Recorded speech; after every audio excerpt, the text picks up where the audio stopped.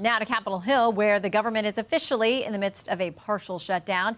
In a moment, we will talk with House Speaker Mike Johnson about the challenges he's got now finding a way forward. But let's first go to Fox News Chief Congressional Correspondent Chad Pergram on Capitol Hill. Hello, Chad. Shannon, good morning. Ending the partial government shutdown comes down to one thing, the math. But Republicans can only lose 2 votes and still align with the Senate. House Democrats are balking at supporting the bill the Senate approved Friday night. Democrats are being asked to support ICE, and we're saying we're not going to fund public executions. We're not going to fund roving thugs who are terrorizing women. We don't want to have that on our conscience. Democrats will not support any funding bill until they are guaranteed changes at ICE. The left wants to defund ICE completely. I asked House Minority Leader Hakeem Jeffries last week if there was a disconnect between Senate Democrats forging a deal and the demands of House Democrats. So are you confident that what they're going to do next door is going to reflect what the position is on the House when it comes to this? We are on the same page. Now, with respect to what emerges from the Senate, as is always the case, we will evaluate whatever bill comes over to us on its merits. 78% of the government is shut this weekend. That includes the Pentagon, housing programs, and the Department of Homeland Security. Republicans believe Democrats are trying to impede immigration enforcement. We're not going to allow Democrats to hamstring ICE. We're going to take our country back, and we're going to continue to keep the border secure and to deport illegal aliens. But again, the key is that we're not going to let Democrats gut DHS funding. Now, the House votes on the Senate funding plan tomorrow night, but there's only a 2-week Band-Aid for DHS.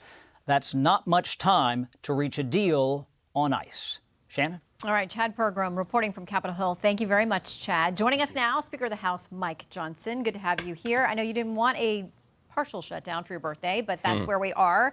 Are you talking with Minority Leader Hakeem Jeffries? I am, and let me explain quickly what Chad just explained there, a little more detail. So after the 43-day shutdown last fall, the Democrats hoisted upon America the longest in history. We tip our hat to all the appropriators in both parties. They got together. They were insistent to get all the appropriations bills done. There's supposed to be 12 every year. We did that. And because of their hard work, bipartisan, bicameral, we got that through the process, and now the Senate and the House have approved 11 of the 12 funding bills. Now, they modified it because they broke out the Department of Homeland Security bill in the last package, which sends it back to us. It has to be reevaluated. I'm interested in what Hakeem Jeffries said there. He and I have been talking. He said they'll evaluate the bills on their merits. That's great, because the 5 bills coming back to us are exactly the same as they were when we passed it just a couple weeks ago. So the Homeland Security bill will be separated.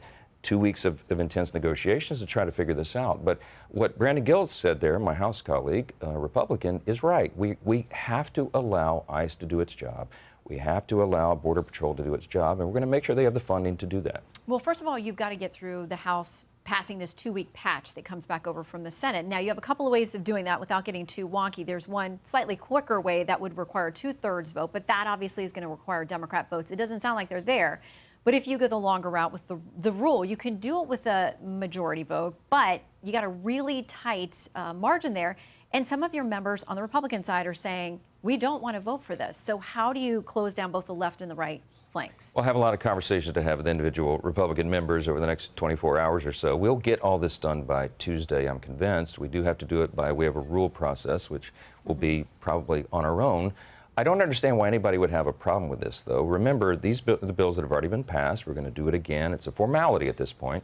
The Homeland Security bill is important, and we have important negotiations. The president is leading this. It's his play call to do it this way. He has already conceded that he wants to turn down the volume, so to speak, and make sure this is done in an appropriate way. What a great step it was to put Tom Homan in charge of the situation in Minneapolis and Minnesota. He has 40 years' experience. He's brought a steady hand to the wheel. And all that is to be applauded. And he himself has already acknowledged to Leader Schumer in the Senate, and I'm sure he'll say the same to House Democrats, that some of the reforms and the processes are fine with them. For example, we want body cameras on immigration and customs enforcement agents. In fact, in the bill that the Democrats are currently rejecting, We put $20 million into that legislation to allow for that. So, look, I think there's some healthy conversations in good faith that'll be had over the next couple of days, and I look forward to that. Okay, so there are billions of dollars, tens of billions of dollars for ICE. They're going to keep operating even if this DHS funding goes away. For now, it affects FEMA and TSA and other things.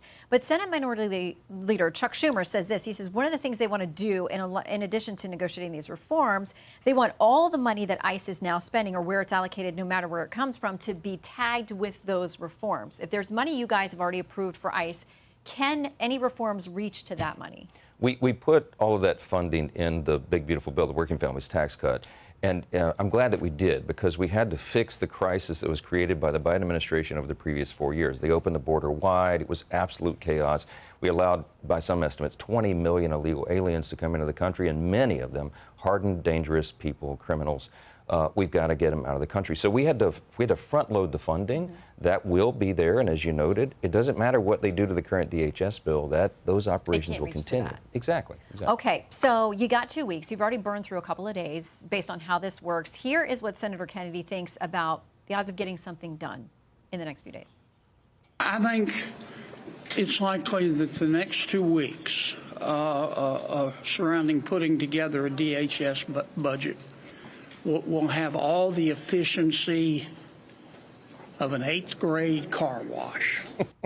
I mean, I've talked to Republicans and Democrats who don't think you're going to get this hammered out in the next 2 weeks. Now, we're looking at maybe a week and a half. So are we going to have another partial shutdown in 2 weeks? Far be it from me to disagree with my friend and brother, the great and wise senator from Louisiana, John Kennedy.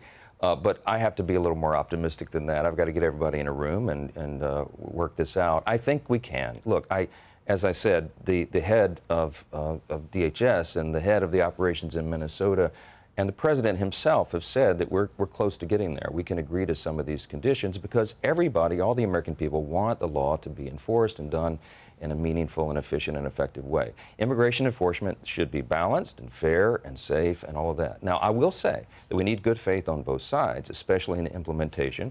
And what the problem that you have in Minnesota is that you've had the governor and local leaders who have been basically inciting violence in some cases. They're encouraging citizens to impede federal law enforcement, and that sets up a dangerous, chaotic situation. And so we need everybody to do their role and play their role and do their part, and I think we can. Well, there's some Democrats who don't sound like they're going to move at all. They're talking about violations of constitutional rights, people being disappeared, saying that ICE is not operating within the law. They don't sound like they're going to be ready to cave on some of these things. They want masks off of these ICE agents. They want them wearing ID that tells exactly who they are. I mean, are those the kinds of things that you think any of your members are going to cave on? Well, those two things are conditions that would create further danger. I mean, Tom Homan told Leader Schumer himself, I was part of the conversation in the Oval Office a few days ago, he said that's one of the demands that I'm not going to be able to implement. I have to protect my officers. And when you have people doxing them and targeting them, of course we don't want their personal identification out there on the streets. And so we've got to work through this in a meaningful way, in a thoughtful way that comports with common sense. We need to turn down the volume, decrease the danger, and taking the mask off and putting their names and addresses on their uniforms. You don't think there are House GOP votes for those kinds of things? No, there won't be, and I don't think the president would approve it, and he shouldn't. Okay, I want to ask you about some polls that we've got out this week. This looks ahead to the midterms. We've got Fox News polling out on congressional vote preference.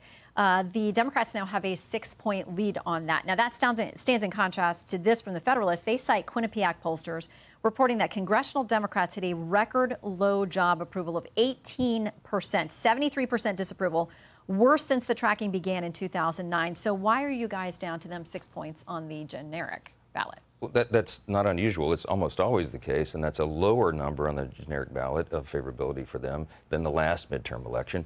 I am very bullish on the midterms. I'm convinced, Shannon, that we're going to win. We have an extraordinary record to run on. We're raising more money than Democrats right now. I personally raised $82 million as an all-time record for a speaker last year. And when you combine that with the Congressional Leadership Fund, which is the Speaker's endorsed super PAC, I raised $218 million. The NRCC has better numbers. The RNC has better numbers. We're going to have a war chest to run on and a great record and extraordinary candidates to put out there on the field. We've got the tailwinds, and I think we're going to defy history and do this and grow our majority. I need a margin larger than one, Shannon. It'll make the job a little easier. It's going to be very tricky, especially after that special election from Texas yesterday. Quickly, these are a couple of the issues where Fox News polling shows that voters give Democrats the edge. On affordability, they're plus 14. On helping the middle class, plus 14. Can you turn that around before? Yeah, absolutely. We're in the process of doing it right now. The Working Families Tax Cut that we passed last year, the big, beautiful bill, will be implemented fully this quarter and next. The economic growth numbers will go up. It's written for lower and middle class earners, and they are the ones that are going to feel the effects. No tax on tips, overtime, tax relief for seniors. The average American household is going to have $10,000 more in their pocket because of the reforms that we put in, and it will go on and on and on. So all boats will rise. People will see the effects of that. This is about promises made, promises kept, and we are excited to go out on the campaign trail and tell that story. Well, first of all, I've got to get the government up and running again. We'll track the vote this week. Speaker, great to see you. Thanks. For coming You too. in. Hey everyone, I'm Emily Campagno. Catch me and my co-hosts Harris Faulkner and Kaylee McEnany on Outnumbered every weekday at 12 p.m. Eastern, or set your DVR. Also, don't forget to subscribe to the Fox News YouTube page for daily highlights.